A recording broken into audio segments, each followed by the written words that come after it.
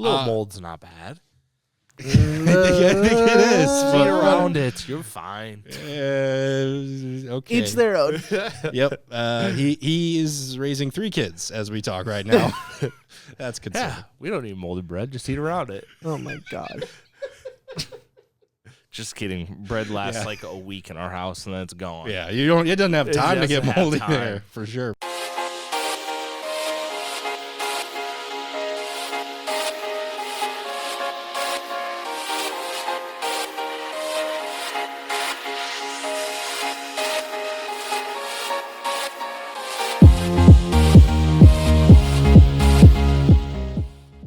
Hello and welcome to another edition of Popcorn Bucket List. We're talking about Joker 2. We're talking about Joker, talking a little bit about musicals Joker and whatnot. faux de pas. Is that how you pronounce Fox it? de I didn't even know how. I thought it was like folie à deux. Folie à deux. Yeah. I don't know. I never took French Folie in high à school. deux. I never took French in high school. I think it's Dance of Two, is it not? Sure. Yeah, That sounds right. I think so. Yeah. Let's go with that. I don't trust her.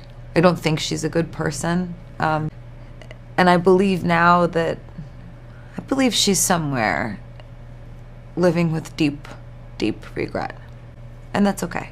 Once again, Brady, good friend of the show, Thank coming you. back here, our DC Comics correspondent, as I like to call it here. Yeah. So, we're gonna talk a little bit about Joker.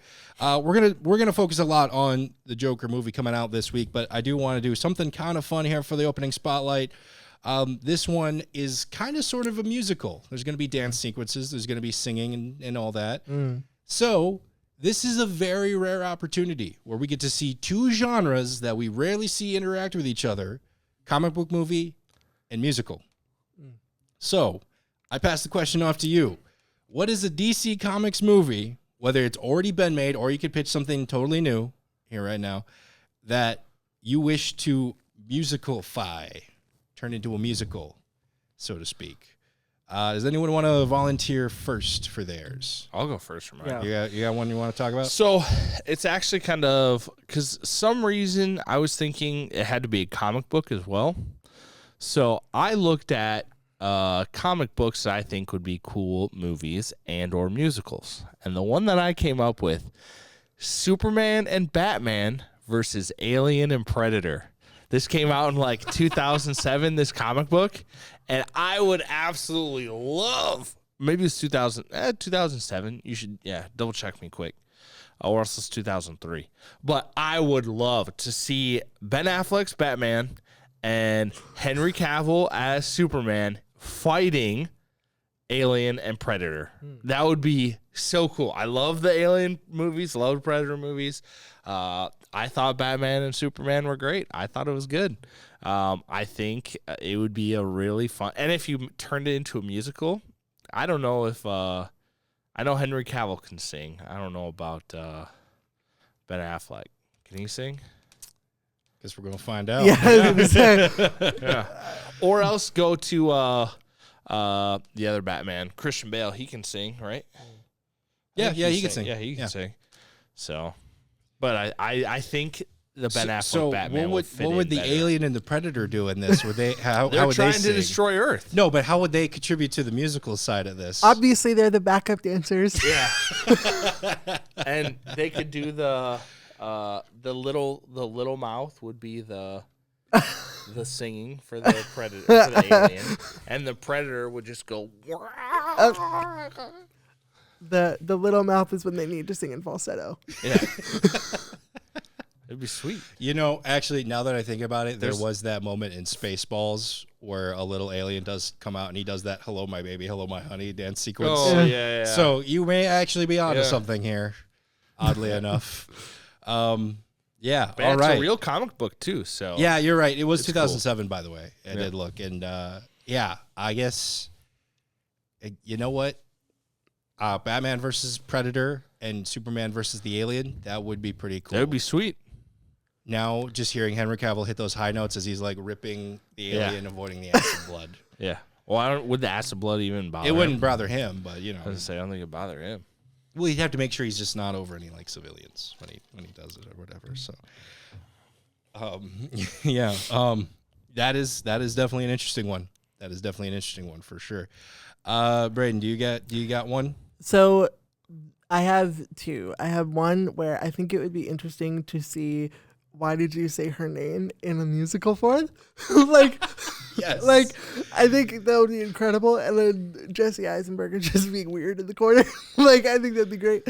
But my actual answer is I want to see them include Music Meister in like a serious role, because I think it would be a good challenging or like a challenging thing to like make that villain like take it seriously as an audience, but do it in movie form, because the biggest sort of criticism I say in like this new like Broadway or things that are being made into movies is it's hard for audiences to like suspend their disbelief for musicals. So I think it would be interesting if they could make Music Meister like a formidable villain who also sings. So I don't know, that would be my guess.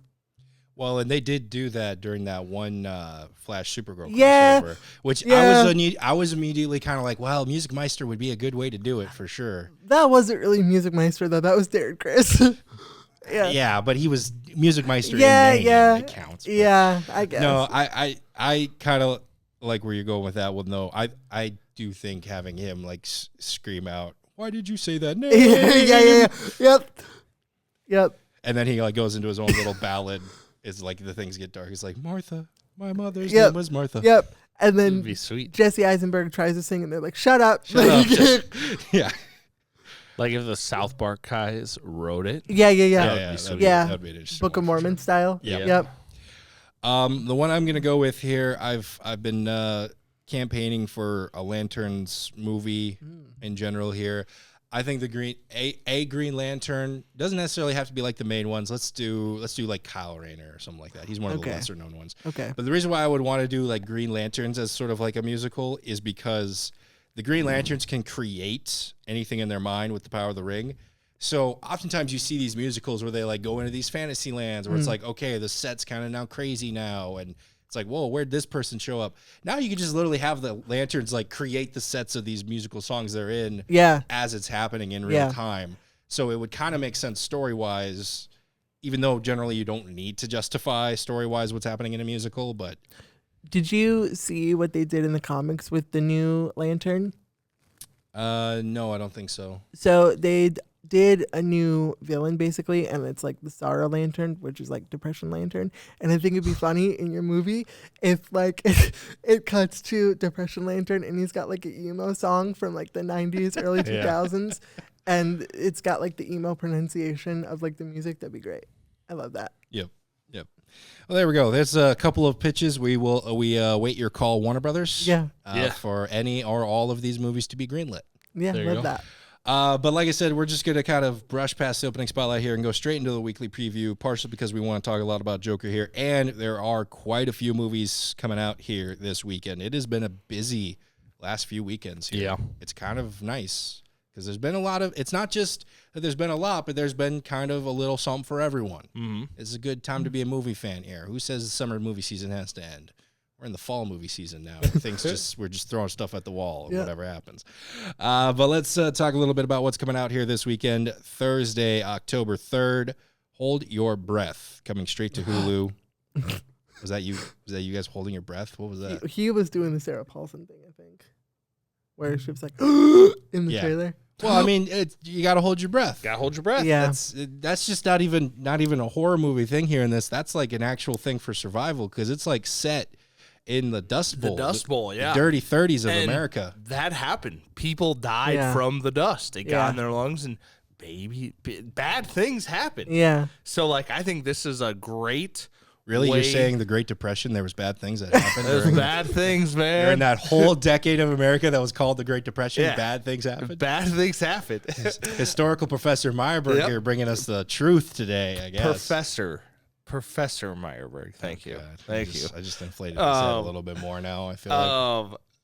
But yeah, I think it's really interesting to bring that like another element of scare to that thing, because we learned about the Great Depression. We didn't talk about there's spirits and ghosts that lived in the sand that would kill you and make you do wild things. We didn't talk about it. It's a cool.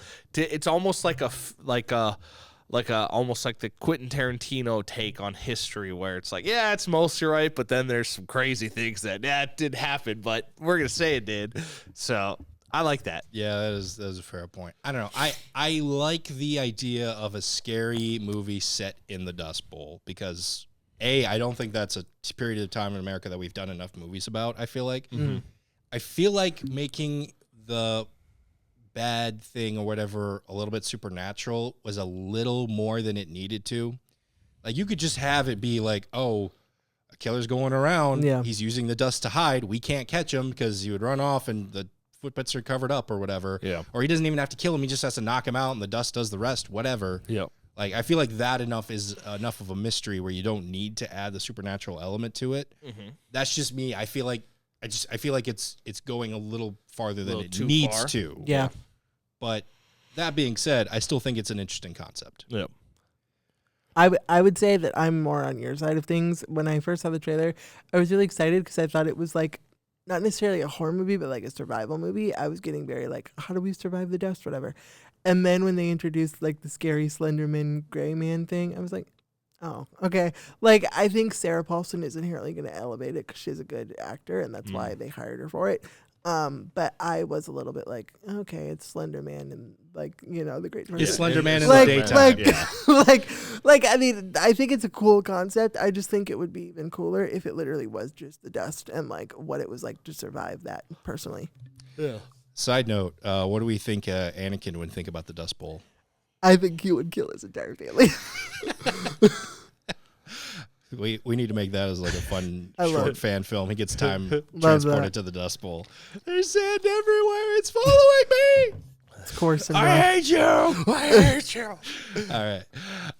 Yeah. Any other thoughts on this one? I feel like part of the reason why I feel like it's going too far is because you could just straight up do a Dust Bowl movie where like you're trying to survive. Don't even add a killer in it, and that alone would be a good enough movie. I feel like. Yeah. But I don't know. Blumhouse, look.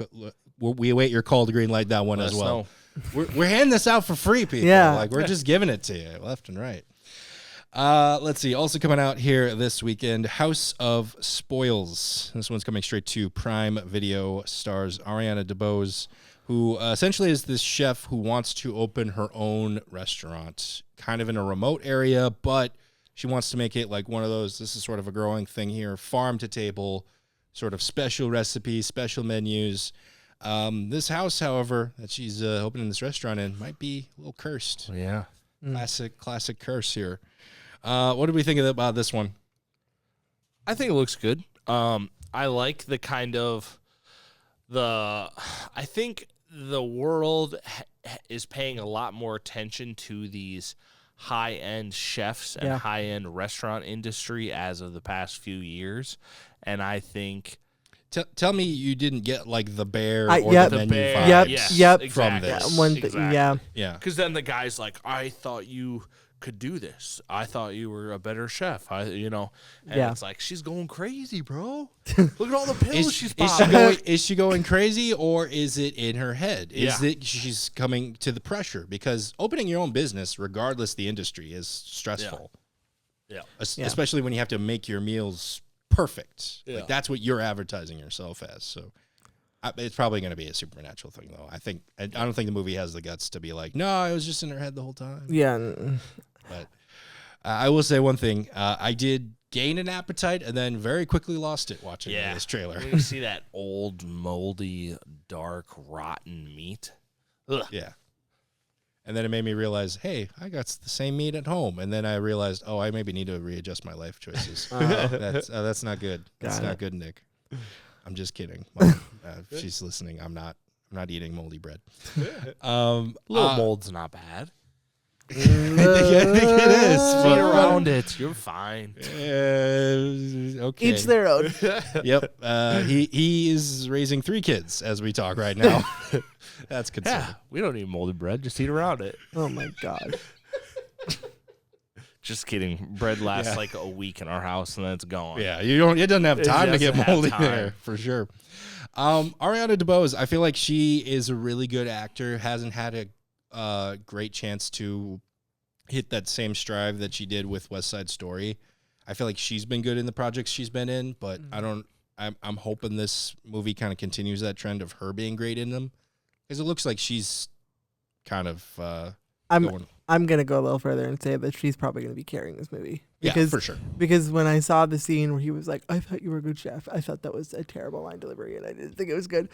I will say, seeing the Dust movie and this trailer back to back, I did notice a thing that they're both doing of like, she's taking meds to like go to sleep. And I really focused on that for a long time until that was just unintended consequences or coincidence there. That, both those movies happen. And I started trailing off and thinking about how many movies do that thing of like they're on meds. And they're crazy. Yeah, and before I noticed it, like half the trailer was already over. So it's probably going to happen in this Joker movie too. Now that we think about it. So I really focus on that, and I do think Ariana is a good actor. I just think that, like I said, she's going to be doing a lot of the weight because, again, sort of like I've said on here before, my judgment of whether something's scary is if it makes me jump, and that ending jump scare didn't get me at all. I was like, eh. Yeah. So I think it's not going to be a bad. It's just going to be a medium, middle of the road, scary movie. Yep. Also coming out this weekend, Salem's Lot, coming straight to Max. They kind of advertise this as a Max original film. However, that's kind of misleading because it is a remake. Yeah. So technicalities, whatever. Anyways, this was based off of a Stephen King novel that came out back in the 1970s. I know, a scary movie based off a Stephen King novel being made. Imagine that. I know, right? Imagine that. Just the new ideas that come out. I'm very sarcastic today. I'm sorry. This one is, I think, supposed to be more of a, is trying to be more of a fun, scary movie. Because, like, you kind of watch and it's like it's hitting all the cliches. But I think it's hitting all the cliches intentionally to basically be like, hey, we're doing a horror movie, but we're kind of making fun of it. You know, you got the teenagers running into the lake. You got a lake monster. Like, yeah, it's very like you could have taken this kind of the darker, scarier, like we wanted to be scary, but I think they took more of the, hey, this is a scary movie. It might make you jump a little bit, but it's a fun movie too. It gave me kind of the recent It movies vibe. Yeah. Not just in the way it's kind of... Wait, no, I'm getting this mixed up with a different one here. Sorry. Okay. Yeah. Okay, never mind. Rewind. Okay, nix everything I just said there. Really? I'm talking about it. Yep, I'm getting it mixed up here. I did not take great notes. This is the one that has vampires. Yeah. This is the vampire. Yeah. Were you talking about the Mel Salem's Gibson Lot. one? Yes. Okay. Yeah. Oh, I got different thoughts for that one. I was like, are you talking about the Mel Gibson one? But I didn't want to say it. It's been a weird morning for me. But, okay. Salem's Lot. Because I was like, it's not funny at all. But yeah, no. I'm going to go back and edit this, and I'm going to look at your face specifically as I'm talking about, like, yeah, it's trying to have a fun time. And then I'm going to immediately cut to the shots of the trailer of the vampires attacking the town. Yeah. Yeah, no, not so. Yeah, okay. Rewind the tape. Salem's Lot, coming to Max. Still, okay, everything I said about it being original film, remake, all that, still true.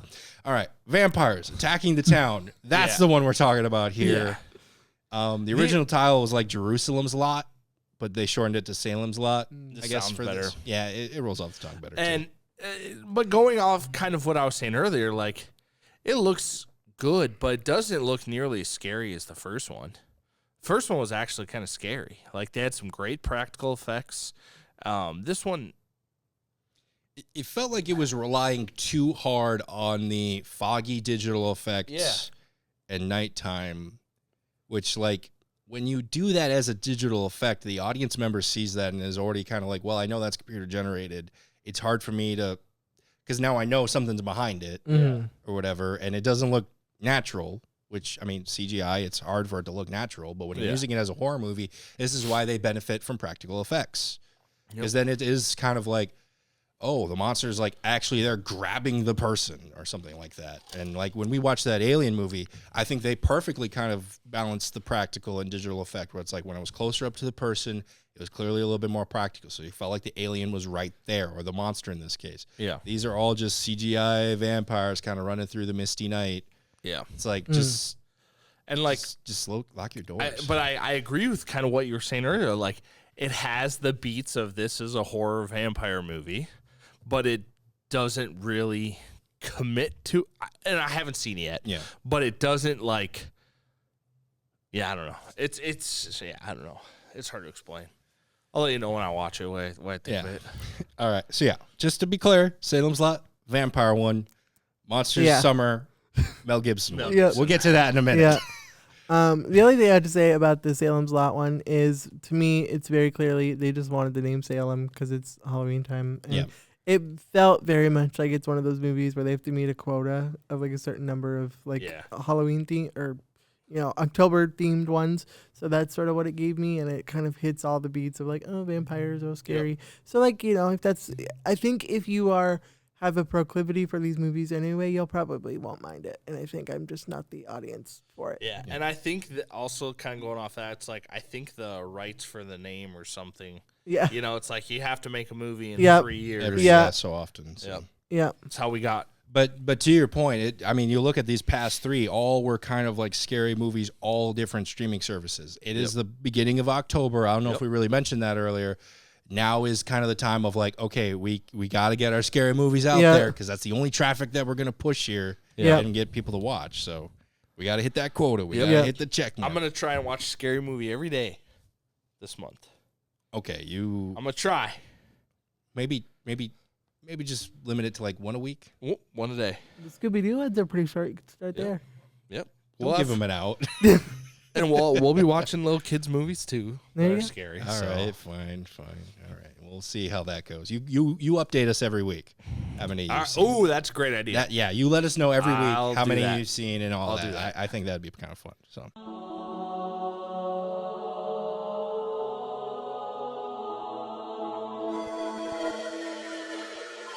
Oh my God, that's a lot of enemies. There you go. What? No, he totally hit that. Did it. You done. Did it. You done. You're a computer gamer, aren't you? I'm not a gamer at all. You have a PS3. Yeah, that I use for racing games. Oh no, he's got a hostage. It's alright, I'll save you. Hitting the button. Dodge. I gotta say it out loud. Oh my God, that's a tank!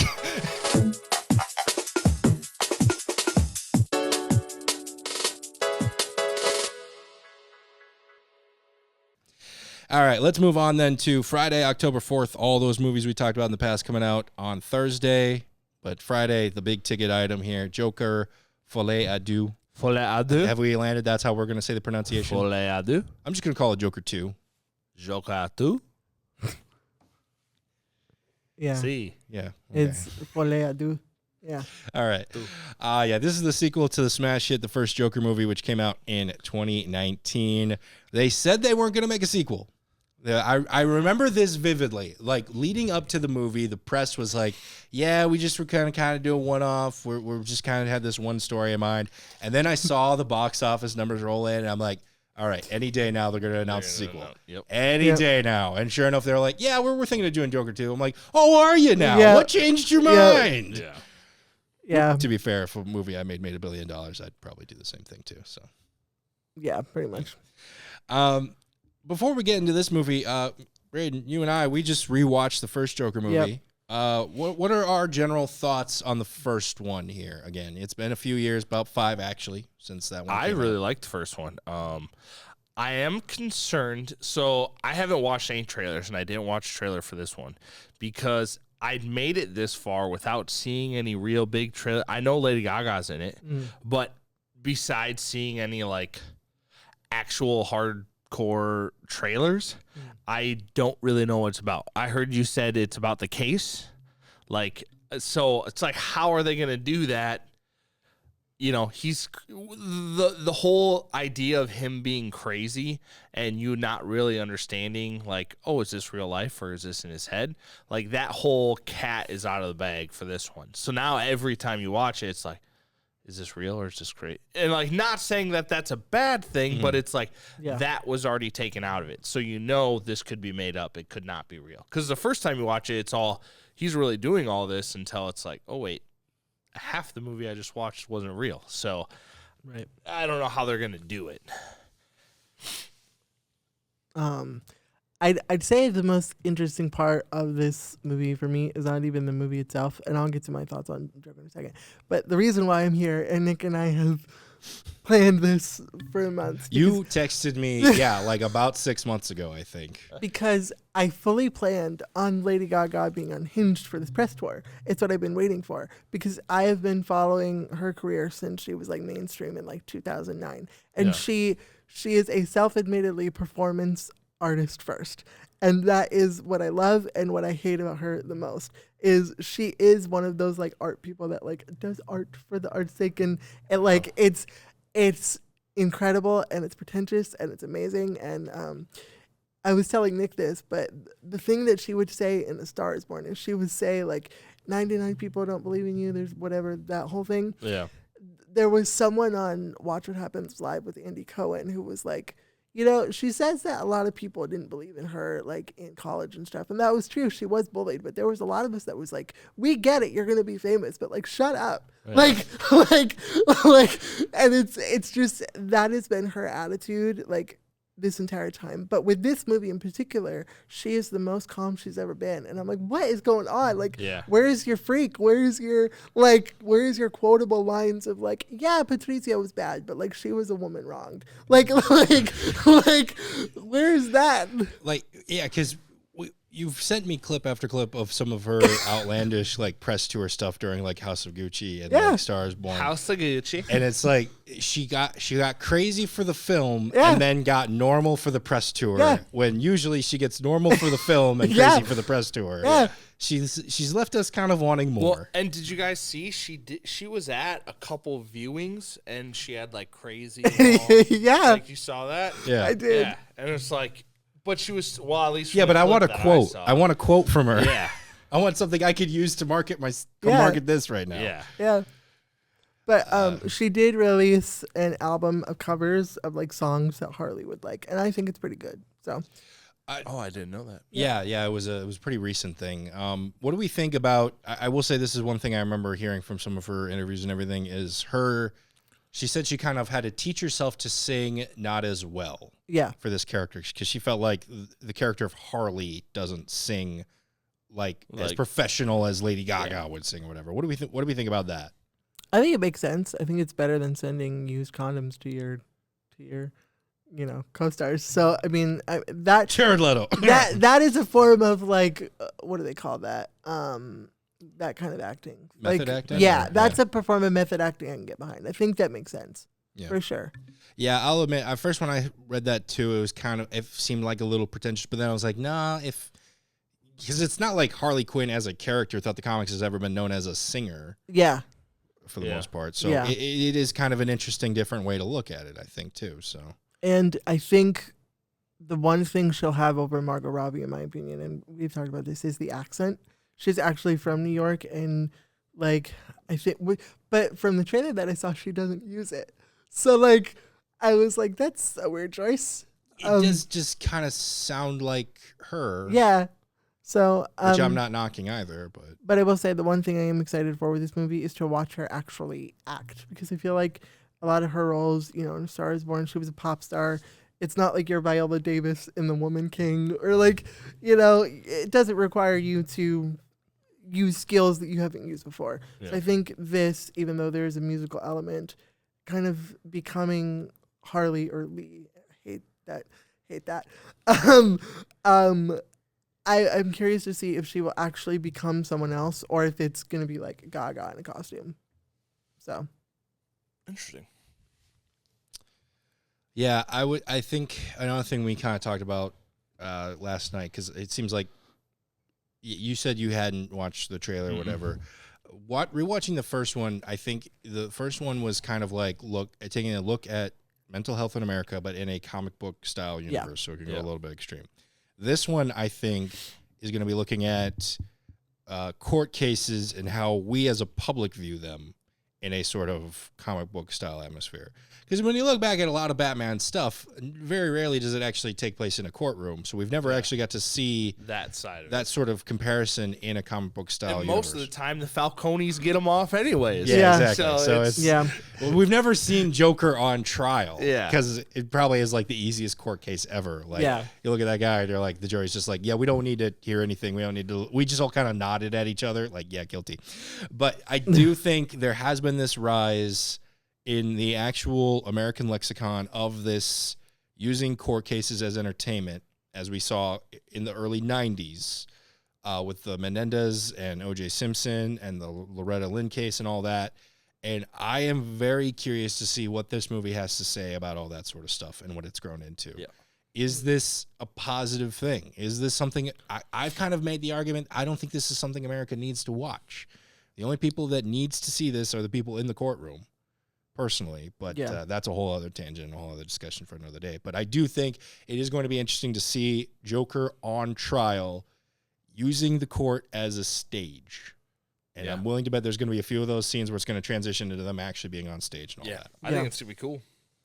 If that's what it's going to be. I think I haven't, like I said, I haven't seen anything. It's like with the first one, like we kind of talked about, it had such a mental health angle. Like they could have gone wrong with that if they had kind of presented it in a wrong way. Yeah. So I feel like the same stakes are here, where it's like, all right, if at the end of the day you unintentionally basically make it look like, yeah, Joker's on trial and that was a good thing and all that sort of stuff. Right. And I'm just saying I don't think that's what they're going to go for, but sometimes that just accidentally happens without you even realizing it. So, well, and something I said too is I think it's going to be interesting with the first movie with the quote unquote romance being in his mind.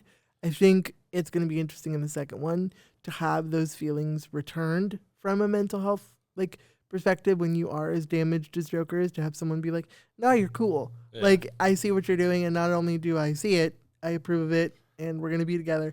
I think that's going to add another layer of confidence and another layer of color, as it were.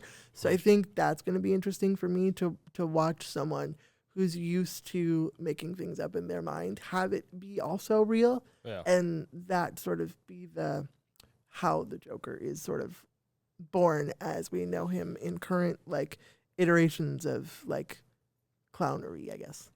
Yeah. any other thoughts about Joker 2 before we move on here? I guess be more crazy, Gaga. I need it.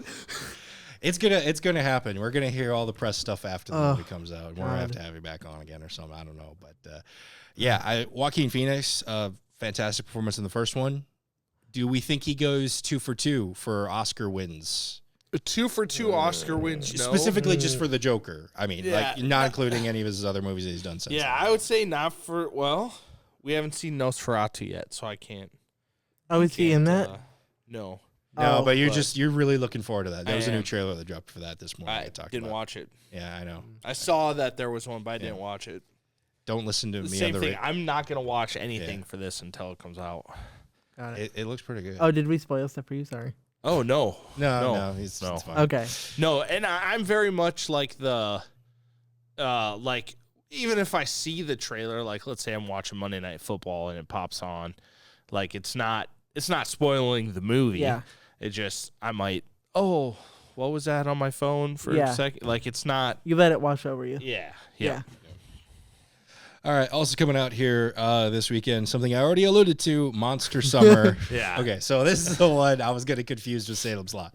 This is the one that has all the horror movie cliches, but is poking. Well, I don't even say poking fun at it. It's using that excuse of we're doing it so blatantly that you can't say we're doing a cliche. It's lampshading. Yeah, exactly. Yeah. Yeah, you had some thoughts. You said I earlier. think this movie looks like it's made for 9 or 10-year-olds that think they're 14-year-olds that want to go on these scary missions and save the town from the monsters that look kind of like aliens because it's just a bright light.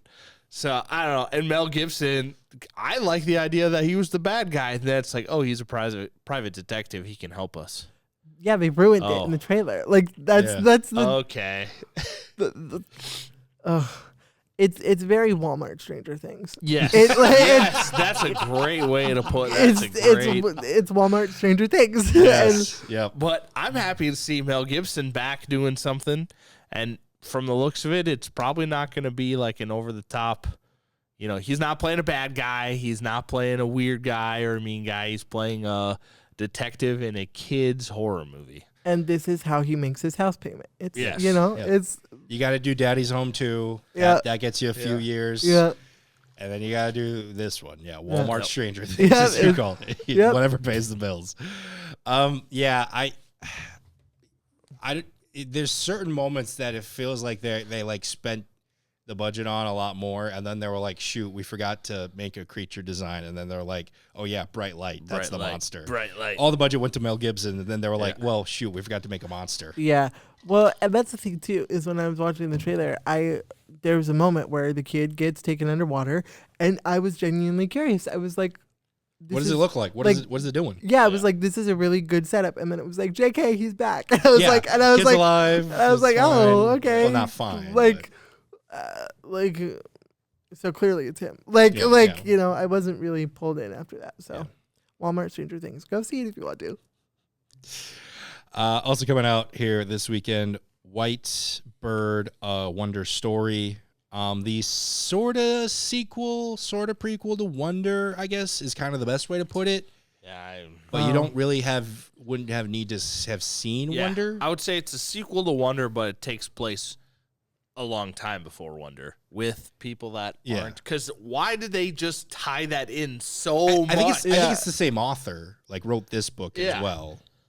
But it is. Yeah, it's interesting. I think they're tying so much of the marketing to Wonder because Wonder was a pretty big hit. It was pretty well received, and it did fairly well. Had Owen Wilson. Yeah, and Julia Roberts. Don't forget about Roberts. Wow. But yeah, basically, it focuses on the bully character from the first one. He's now moved to a different school, and he has to kind of learn against his prejudices and everything like that. So he talks to a Helen Mirren, who I believe survived. Is it the Holocaust in this? I think so. It was around that time, right? Yep. That's what it was alluding to anyway. Yeah. So I mean, say it in the movie, but that's what they're alluding to. Yeah, they probably will in the movie though. But yeah, I think if you like Wonder, which I do, I think it was a really good movie. It was a very big surprise for me, at least. Yeah, I think this one, same author. I got a little bit higher hopes for this one. I feel like. I didn't even know it was a sequel. Because I was wondering why the Wonder part of the name of it was in it. That makes more sense. I think it's an important story to tell. It gave very like inspiration-y, whatever, and like I feel like the writing is gonna hit you over the head with like 100%. Be kind. And if we have to say that in reference to the Holocaust, it's like we should know that already. Sorry, go ahead. No, I understand that this is probably going to be important for kids to learn. For me, I was like, the writing could be a little bit more. I agree. I think it's going to be, if you're a younger kid and this is your first time seeing a film really deal with like bullying and kind of that whole 1940s Germany thing. Yeah. Like, yeah, great. But for somebody like myself, when it's like, if we go and watch this movie and all of a sudden I see Ryan and be like, oh yeah, they got a point. Like, that was the Nazis are there. Then we got a whole other issue we got to talk about. They're here. gonna say something. I'm just gonna go, that was cringy. And I think, sorry, what? I was gonna say the line. You want to go to New York? Open up your eyes. We're in New York. It's like, stop. I was gonna say, is this an anti-bullying movie or a love story? Yeah. I don't know. It's very Polar Express, and and my biggest issue with stuff like this is you are equating systematic beliefs like that with bullying, and it's not the same. So That's true. That's a really good point. So I was just like, there's a difference between being systematically wiped out and bullying. Yeah. So I guess I like the fact that with this new movie they're focusing on the that bully character. But yeah, I do agree with you. It's like, if you have to go that far to teach this kid this lesson, we got other You're issues. done. We You're got done. other issues. Yeah. All right. Final one here this weekend. Like I said, it was a busy one here. It's What's Inside, coming straight to Netflix. Let's see here. This is one of the ones I think I missed here. A group of friends gather for a pre-wedding party that descends into an existential nightmare when an estranged friend arrives with a mysterious game that awakens long-hidden secrets, desires. Sorry, I'm looking up the IMDb thing here. It's Walmart Talk to Me. That's what it is. A lot of discount Walmart stuff here. Yeah. Is that what it is? I remember liking Talk to Me. So the trailer is basically they put electrodes to their head, they shock themselves a certain amount of time, and then they take themselves to like a spirit world, and their body gets taken over, and they basically like start not trusting each other, and they attack each other, and as the spirits inside their body. It's Talk to Me Walmart. So the way you describe that, the thing that's also reminding me of is Flatliners. Yeah. But Yep. but specifically the Bill Hader scene in the Pop Star movie. Yep. Where he's this guitar guy and he's like, yeah, it's like a hobby. I like to perform flatliners. And it literally shows him like getting resuscitated. He's like, whoa. Did I put my pants that time? No, It's- okay. It's that, except it's got its Netflix thing of like hot 20-somethings. Yeah. Yeah, Like- I'm looking at a little bit of a clip here right now. I'm assuming Ryan's doing the same thing. Braden's the only one who did his homework here this weekend, so thank you. No problem. for supporting- It's for helping us. Walmart Talk to Me Flatliners. Yeah. It's Walmart Talk to Me Flatliners. There we go. Yeah, that's pretty much all you need to know about that. So if that's your cup of tea, then Look, if you're before a wedding is pretty stressful, I feel like if you're talking to demons and stuff before the wedding, you don't want to get married. Yeah, you're looking for an excuse. You're looking for an out. Also, if you are going to subscribe to Netflix for this movie, be aware that Netflix locks off their movies based on what version you buy. Because I got the ad version with ads, and I tried to watch a movie, and they basically were like, "You're too poor. You have to go up. You have to go up a plan." And I was like, "Okay." So just be aware of that. Oh, Netflix. What will you think of next? Any other thoughts on this one here before we move on? No. Yeah, no, it's. All right, let's wrap things up like we usually do then with some number one recommends. Braden, you're our guest here this week, so why don't you kick us off? If you got anything recently that you watched, played a video game, read a book, I don't know, anything you want to recommend? I gotta say, just to keep on theme, I think something I'd recommend is the new Batman Amazon cartoon. I think it takes a lot of liberties in a good way, and I think because I'll be honest, Joker and Batman fatigue are very real for me. And I think it puts Batman where he's supposed to be in the 30s, with the mystique, because it's a whole thing. I don't like modern Batman. Anyway, I think it puts him in a place where he actually will thrive in the fear, and it's really good. And I would recommend it. It's on Amazon, and it's really great. Very good. Mr. Marburg, what do you got this week? I'm coming at you with Nothing But a Good Time, a documentary series about 80s like hair metal. I believe it's on Paramount or Peacock or Prime. Starts with a P. I'll look it up later. It's awesome. It'll I be on really screen enjoy now. it. Especially in my youth, I've had the pleasure and honor of seeing bands such as Motley Crue, Poison, a lot of bands like that, Sebastian Bach, seeing a lot of bands. Judas Priest, they're not in there yet, but it was just kind of fun and interesting to hear the story of Motley Crue, and not from like The Dirt. Like I've seen The Dirt, I know like the band's history, but just kind of the scene in LA and the scene in California with how the hair metal really kind of grew because everybody thought rock and roll was dead, and kind of so just it's good watch, good entertaining watch. My number one recommend this week is the DreamWorks movie The Wild Robot, which came out last weekend. I'm just going to say this. It shot up to my top 5 of the year. I'm not going to say which position because I want to save that for a surprise at the end of the year when I do my countdown or my 52 reveal, whatever. But it's definitely in my top 5. And that's all I'm going to say about that. Wow. Wow.